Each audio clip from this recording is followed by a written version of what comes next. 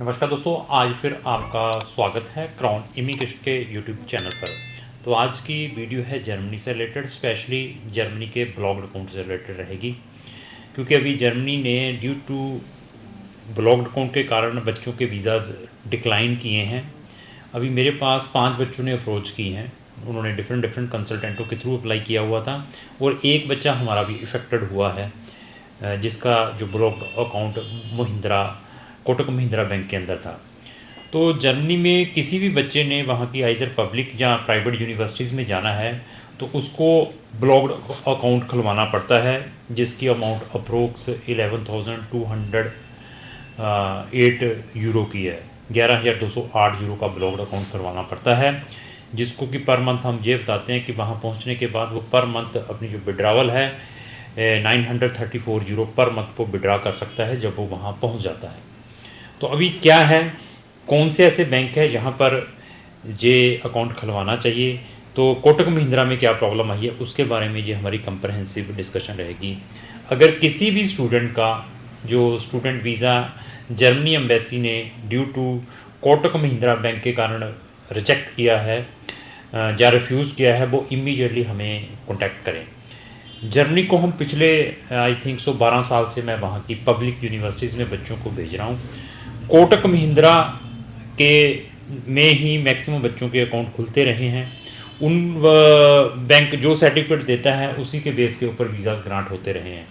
और Germany embassy जो दिल्ली के अंदर लोकेटेड है या व्हाट्सएवर लोकेशन के ऊपर लोकेटेड है इंडिया के अंदर, इवन उनकी जो BFS है आइदर वो किसी भी लोकेशन पे लोकेटेड है, उनकी किसी भी वेबसाइट के ऊपर इसके बारे में कोई अपडेशंस नहीं दी गई कि they will not accept the Kotak Mahindra का ब्लॉक्ड अकाउंट। और बच्चे अभी इन बेचारे इफ़ेक्टेड हुए हैं और एम्बेसीज या BFS को ये नहीं मालूम कि कितनी मुश्किल से बच्चा अपने डॉक्यूमेंटों को अरेंज करता है, एडमिशन करवाता है, पैसे अरेंज करता है और कितनी मुश्किल से अपने उन्होंने APS है, कोई टेस्ट है, उन एग्ज़ाम्स दिए होते हैं। उनको ये नहीं मालूम कि कितना टाइम लगता है जब उसकी फ़ाइल एम्बेसी के अंदर जाती है और एम्बेसी ऑन जस्ट एक फ्लिमसी ग्राउंड के ऊपर उनका वीज़ा डिक्लाइन कर देती है कि अभी हम इसको एक्सेप्ट नहीं कर रहे हैं। उसके अंदर उन्होंने ये लिखा है कि this is the Indian commercial bank, it is not A Germany bank. और उस सर्टिफिकेट के अंदर जो दिया है कोटक महिंद्रा में बैंक ने, उसके अंदर उन्होंने ये लिखा है कि ये जो सर्टिफिकेट है on the request of customer की रिक्वेस्ट के कारण दिया है, जिसके अंदर बैंक की कोई रिस्पॉन्सिबिलिटी नहीं है। ऐसी फ्लिमसी ग्राउंड के ऊपर बच्चों के जो वीज़ाज़ हैं जर्मनी के डिक्लाइन हुए हैं। अगर आप भी उसमें इफ़ेक्टेड हैं तो उसकी हम आपको इमीडिएटली रेमेडी प्रोवाइड कर सकते हैं कि फ़र्दर आपको क्या करना चाहिए।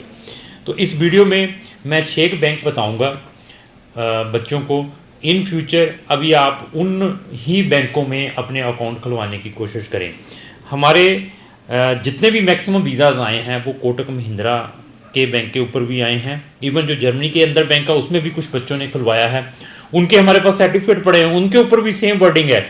तो ऐसी चीज़ उन्होंने विदाउट इन्फॉर्मिंग आइदर कहीं वेबसाइट पे कोई अपडेशन, कोई ट्वीट किया हो, कोई ऐसी इन्फॉर्मेशन मेंशन की हो। इवन जब BFS के पास जाते हैं वो भी ये कह देते थे कि अभी कोटक महिंद्रा बैंक एक्सेप्ट नहीं होगा तो आप अपना नया अकाउंट लेकर आएँ।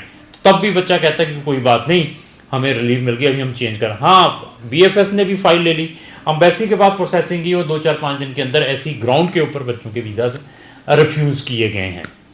तो अभी जो बैंक हैं मैं बताऊंगा, एक तो फंटीवा बैंक है, एक एक्सपेट्रियो बैंक है, एक कोरैकल बैंक है, एक केयर कंसेप्ट बैंक है, एक एजू बायो बैंक है। दीज 6 बैंक है जो जर्मनी बेस्ड बैंक हैं, जिसमें आप अपना ऑनलाइन बैंक अकाउंट खुलवा सकते हैं और जहां पर आप अपनी जो ब्लॉक्ड अकाउंट की अमाउंट है 11,208 यूरो ब्लॉक करवा सकते हैं।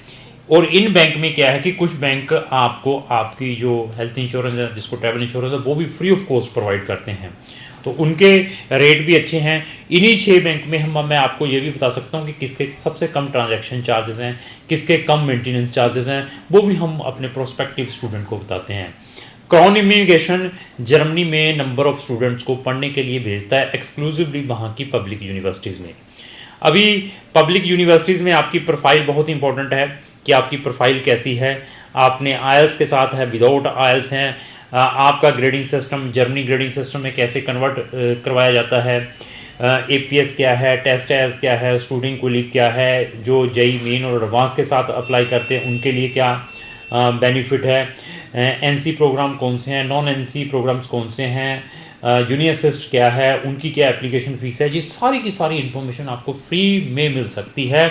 जर्मनी में इंग्लिश टॉट प्रोग्राम कौन कौन से हैं, कौन सी यूनिवर्सिटीज़ में आप जूनियर असिस्ट, कौन सी यूनिवर्सिटी में डायरेक्टली अप्लाई कर सकते हैं, कौन सी यूनिवर्सिटी में APS मैंडेटरी है for the purpose of admission, ये सारी की सारी इन्फॉर्मेशन आपको हमारे YouTube चैनल पे मिल सकती हैं। इसकी हमने एक डेडिकेटेड प्लेलिस्ट बनाई हुई है, तो उस प्लेलिस्ट का नाम है free study in Germany as well as success stories of Germany.